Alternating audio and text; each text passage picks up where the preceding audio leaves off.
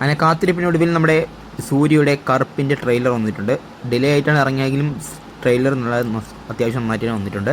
നമ്മുടെ ആർ.ജെ. ബാലാജിയാണ് ഡയറക്ഷൻ. അപ്പോൾ VCൻ്റെ വില്ലനും ആർ.ജെ. ബാലാജി തന്നെയായിരിക്കും. പോസിറ്റീവ് റിവ്യൂ ലഭിച്ച ഹോളിവുഡ് സിനിമയാണ് പ്രോജക്റ്റ് ഹെയിൽ മേരി. ഇതിപ്പോൾ cinema Amazon prime video rented ഫോമിൽ ഇന്ന് രാത്രി 12 മണിക്ക് റിലീസ് നടത്തുമെന്ന് കൺഫേം ആയിട്ടുണ്ട്. അപ്പോൾ സിനിമ കാണാൻ താല്പര്യമുള്ളവർക്ക് ആമസോൺ പ്രൈം വീഡിയോ വഴി സിനിമ ഇന്ന് രാത്രിയോട് തന്നെ കാണാവുന്നതാണ്.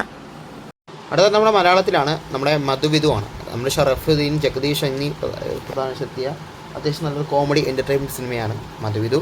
സിനിമയ്ക്ക് തിയേറ്ററിൽ അത്യാവശ്യം നല്ലൊരു അഭിപ്രായം നേടിക്കാൻ സാധിച്ചിട്ടുണ്ടായിരുന്നു. പക്ഷേ തിയേറ്റർ വലിയൊരു കളക്ഷനൊന്നും നേടിക്കാൻ സാധിച്ചിട്ടില്ല. എന്തായാലും ഈ വരുന്ന മെയ് 22 സോണി ലൈവ് പ്ലാറ്റ്ഫോമിൽ OTT റിലീസ് നടത്തുമെന്ന് ഇപ്പോൾ കൺഫേം ആയിട്ടുണ്ട്.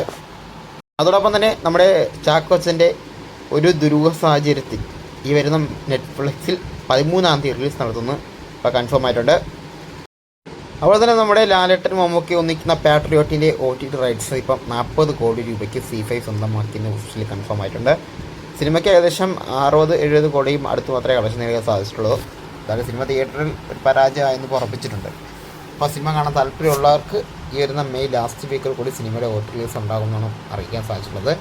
മെയ് 28 അടുപ്പിച്ച് സിനിമയുടെ OTT റിലീസ് എന്തായാലും നമുക്ക് പ്രതീക്ഷിക്കാവുന്നതാണ്. നമ്മുടെ സെൽവരാഘവൻ പ്രധാന മണിതൻ ദൈവൻ മംഗലം എന്ന് പറയുന്ന തമിഴ് മൂവി ഇപ്പം ഇവിടെ സൺ നെക്സ്റ്റ് വഴി സ്ട്രീമിംഗ് നടത്തി തുടങ്ങിയിട്ടുണ്ട്.